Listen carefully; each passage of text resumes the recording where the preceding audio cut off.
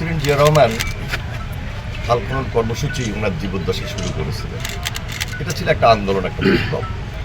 আজকে তারেক রহমানের নেতৃত্বে আমরা নতুনভাবে নির্বাচনী প্রতিশ্রুতি অনুযায়ী কাজ শুরু করেছি। ইতিমধ্যে মাননীয় প্রধানমন্ত্রী বাংলাদেশের প্রায় কয়েকটা জেলায় তিনি তার কাজ শুরু করেছেন এবং অ্যাট এ টাইম আমরা আমাদের স্থানীয় সংসদ সদস্য মন্ত্রী মহোদয় যারা রয়েছেন সারা বাংলাদেশে নতুন জাগরণ সৃষ্টি করেছি এই খাল খনন কর্মসূচির মাধ্যমে।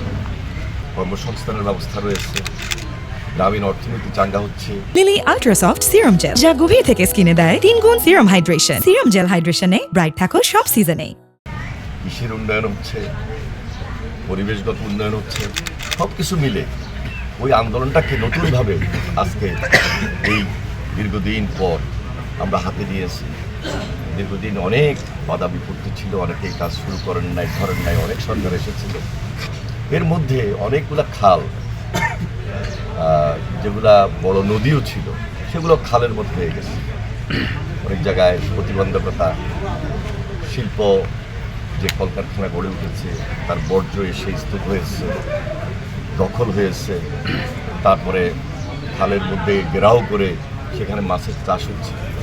যেহেতু বন্ধ ছিল, স্বাভাবিক কেউ কাজ করে নাই, কখনো ধরে নাই, এই জন্য অনেকে সুযোগ পেয়েছে, ওই সুযোগগুলো নিয়েছে।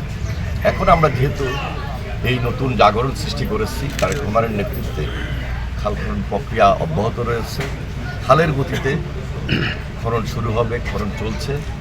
এর মধ্যে এই ধরনের প্রতিবন্ধকতা দূর হবে। তারপরও মেজর যদি কোনো ধরনের অবকাঠামো কিছু থাকে সেটা আইন প্রক্রিয়া, আইনগতভাবে আমরা সেটা ফেস করবো, মোকাবেলা করব।